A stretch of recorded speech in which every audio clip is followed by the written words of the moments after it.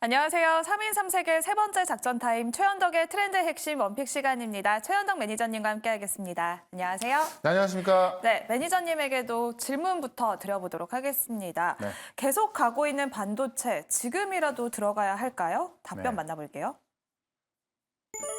HBM CXL 신기술이다라고 네. 해주셨는데 또 삼성전자가 이번에 소식이 나왔더라고요. 그러니까 반도체만 가는 게 아니라 네. 반도체 내에서 이런 신기술을 갖고 있는 기업들만 가는 거죠.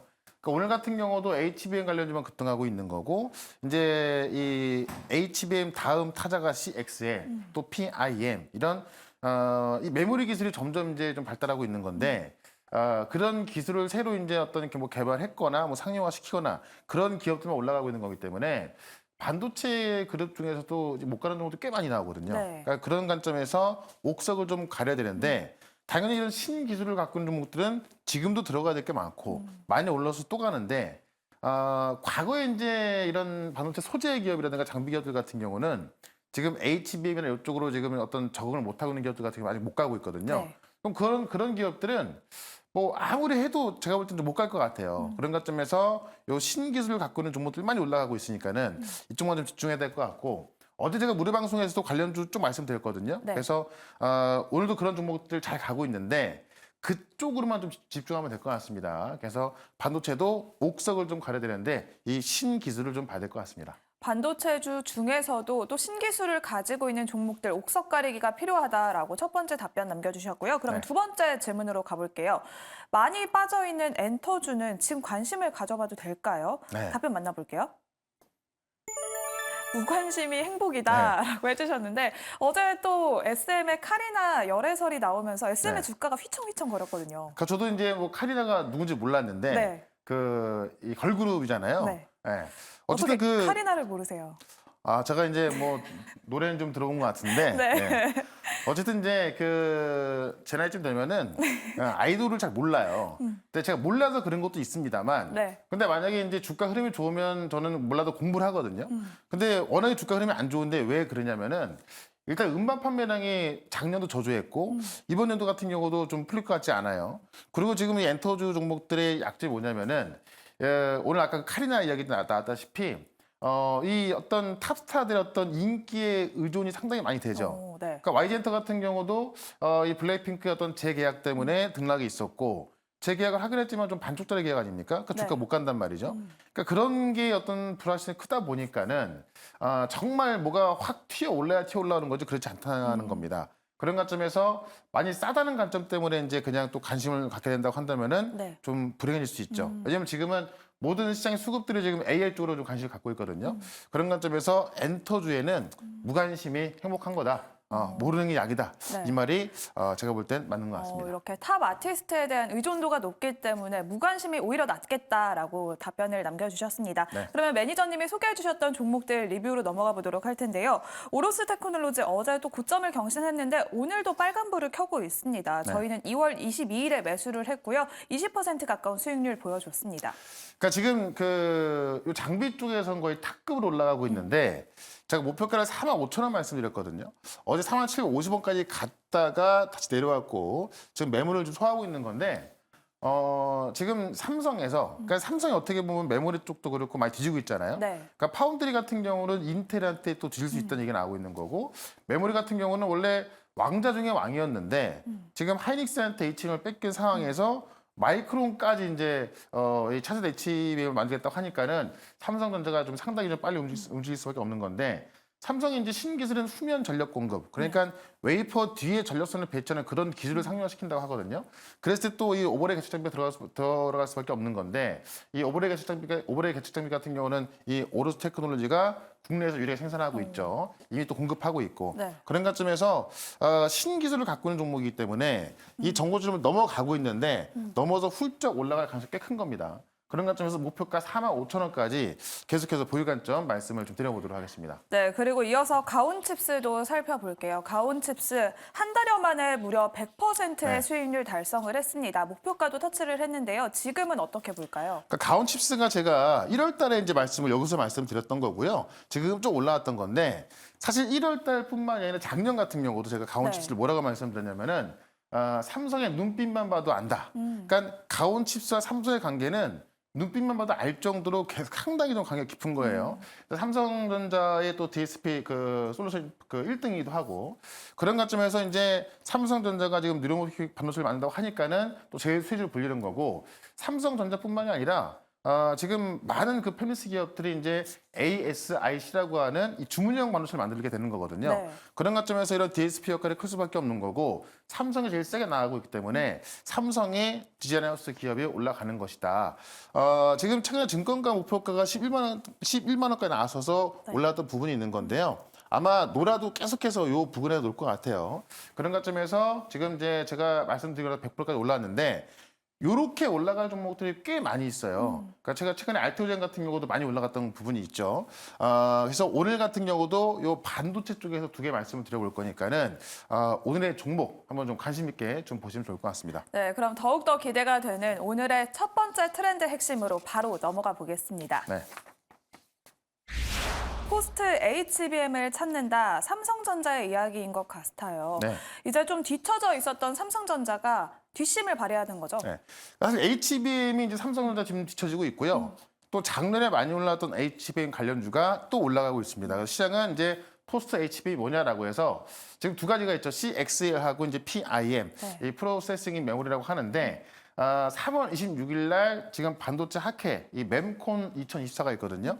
여기서 삼성전자가 이 CXL에 대한 이 차세대 기술을 발표할 것으로 보여집니다. 그래서 이 CXL을 통해서 메모리를 공유하는 그 메모리 풀밍이라는 그런 개념을 설명할 것 같은데 그렇게 되면서 이제 HBM은 삼성전자가 뒤져져 있지만은 네. 이 CXL이라고 하는 이 그 인터페이스 기술인데 그쪽에서는 삼성전자가 좀 치고 나가겠다라는 겁니다. 그래서 우리가 이 CXL 관련을 좀 봐야 될 것 같고요. 그런 면에 있어서 삼성전자가 CXL과 이 그 프로세싱 메모리 기술 개발에서 집중하고 있다는 건데 일단 이 CXL 같은 경우는 이렇게 좀 보면 될 것 같아요.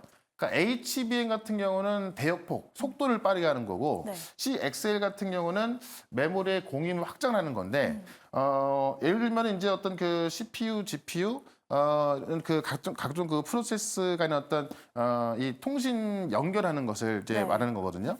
그런 것점에서 이제 이 HBM과는 다르지만은 이 CXL 기술을 통해서 이 메모리 그 용량을 10배까지 늘릴 수 있다는 겁니다.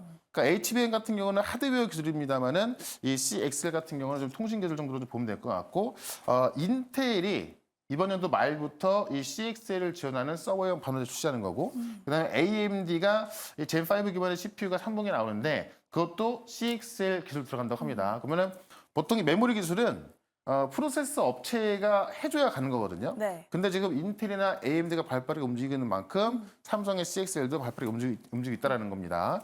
그런 관점에서 이제 보시면 되는 건데 메타의 CEO가 이제 지금 한국 들어와 있잖아요. 네. 메타의 CEO도 일단은 지금 삼성, LG, 그다음에 우리가 대통령까지 만나는 걸 알려져 있습니다만은 HBM, CXL 관련 중소기업까지 러브콜을 보내서 직접 이 기업들과 협력을 하려고 하는 겁니다. 대표적인 중에 하나 큐라클이었죠. 큐라클 급등 나왔죠. 그런 관점에서 지금 뭐 모든 빅테크 기업들 이런 부분들이 CXL과 PIM 집중되고 있기 때문에 요 CXL 관련주 중에서 또 대표적인 종목 하나 말씀을 드려보도록 하겠습니다. 네, 그러면 오늘의 첫 번째 트렌드 핵심의 원픽 종목 열어보겠습니다. 네. YIK 준비를 해주셨는데요. 반도체 장비 관련주로서 또 삼성전자와 연관이 깊습니다. 포인트 짚어볼까요? 그러니까 제가 작년에 YIK 말씀드리고 또 큰 급등이 나왔었는데 큰 급등이 나오고 나서 지금은 조정 구간을 또 끝내고 있기 때문에 다시 한 번 말씀드리는 거고요. 삼성전자가 2대 주주입니다. 그러니까는 삼성전자 2대 주주라는 얘기는 삼성에서 이런 어떤 검은색 장비라든가 이 CXL 관련 내용이 있을 때 다 YK 쪽으로 먼저 가는 거거든요. 그러니까 전체 매출의 90%가 삼성전자 통해 나옵니다. 그러니까는 삼성전자가 CXL 집중한다라고 했을 때 이 YIK가 좀 수혜를 볼 수밖에 없는 거고요. 삼성전자하고는 고효율 랜드웨이버 테스트를 공동 개발해서 양산을 하고 있기 때문에 바로바로 이제 그 양산되면서 삼성의 수주를 좀 이어지고 있는 건데 작년 같은 경우에 거의 500억대 검은사 장비 공급계가 4월 달에 했고요. 네. 11월 달에는 758억 규모의 또 검은사 장비를 그 양산 수주했는데 이 메모리 웨이버 테스트가 또 지금 삼성으로 들어가고 있거든요. 그러니까 네. 삼성으로 작년에 수주된 것만 지금 한 1,200억, 1,300억 나오는 거예요. 그러니까 삼성전자 통해 다 들어가기 때문에 삼성전자가 지금 어떤 하이닉스의 HBM 뒤졌죠. 파운드도 인텔에 뒤지고 있죠. 그러니까 뭔가 회복을 하기 위해서 이 CXL을 집중하고 있다 한다면은 이 YIK가 가장 수혜볼 수밖에 없다는 거죠. 그런 관점 좀 보시면 될 것 같고요. 차트 한번 보도록 하겠습니다. 네, 그러면 현재 구간에서는 YIK의 가격 전략을 어떻게 세워볼까요? 그러니까 YIK를 제가 작년 12월 달에 요구서 말씀을 드렸던 거고요. 쭉 올라왔습니다.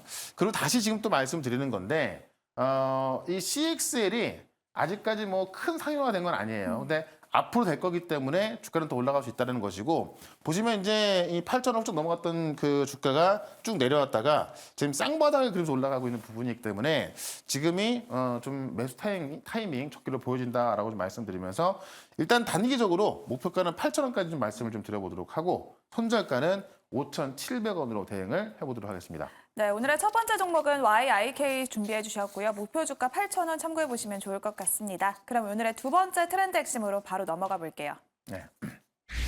미세공정의 게임 체인저라고 해주셨는데 네. 삼성전자가 내년에 양산할 이 나노 공정에 도입하겠다고 밝혔고 네. 인텔과 또 TSMC도 개발 중이라고 하죠. 네.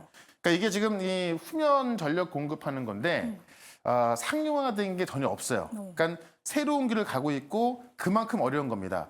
이거를 삼성전자가 이제 내년부터 이나노에 도입하겠다라고 하면서 이게 지금 이 초미세공정의 게임 체인저로 불려지고 있는 거거든요.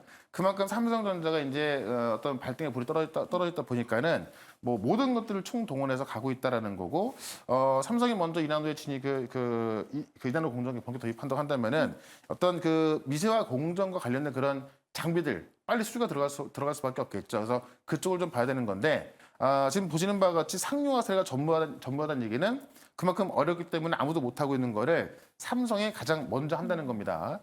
이게 어떤 거냐면 보통 웨이퍼 전면에다가 회로를 그리고 그다음에 이제 이 전력 공급선을 같이 배치하는 건데 이 반도체가 미세화가 되면서 점점 작아지다 보니까는 회로를 아무리 또 얇게 그래도 계속 겹치다 보니까는 이제 그 힘들어진단 말이죠. 그래서 이 전력 공급선을 뒤로 배치하는 거라서 앞면에는 회를 그리고 뒷면에는 전력선을 배치하는, 그러니까 양쪽에다가 이제 이 그 어떤 회를 그리게 되는 거거든요.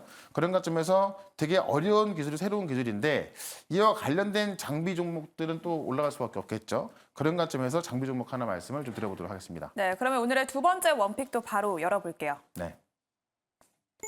넥스틴 준비를 해주셨는데요. 반도체 검사 장비 업체로 알려져 있습니다. 네. 포인트 짚어볼까요? 그러니까 넥스트는 이제 3D 검사 장비 종목인데 낸드 검사 장비를 좀 보시면 될 것 같습니다. 그러니까 우리가 낸드 같은 경우는 아마 기사 보신 분들은 아시겠지만은 막 200단, 300단까지 나오고 있는 건데 이게 이제 낸드를 쌓다 보니까는 3D로 검사를 해야 되는 거고 이 3D 검사 장비가 바로 넥스틴에서 공급하고 있는 겁니다.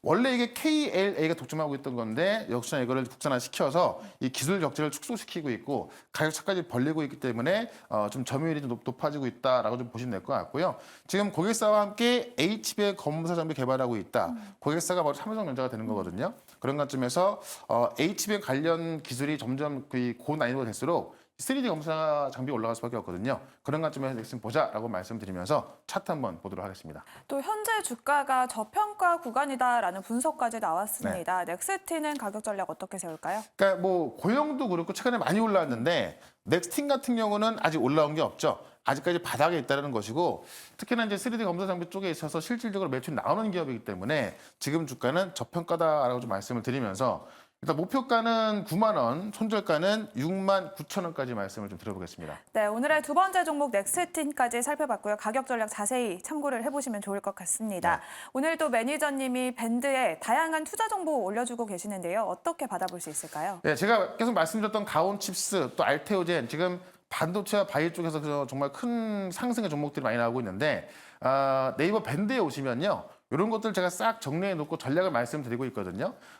오늘은 무료 방송이 없습니다만 네이버 밴드에 관련 정보 또 올려놨으니까는 네이버에서 최현덕 검색하시면 네이버 밴드 들어올 수 있을 겁니다. 그쪽에서 또 오늘의 정보들 확인하면 좋을 것 같습니다. 네, 지금까지 3인 3생 작전 타임 최현덕의 트렌드 핵심 원픽 시간이었습니다. 고생하셨습니다. 네, 고맙습니다.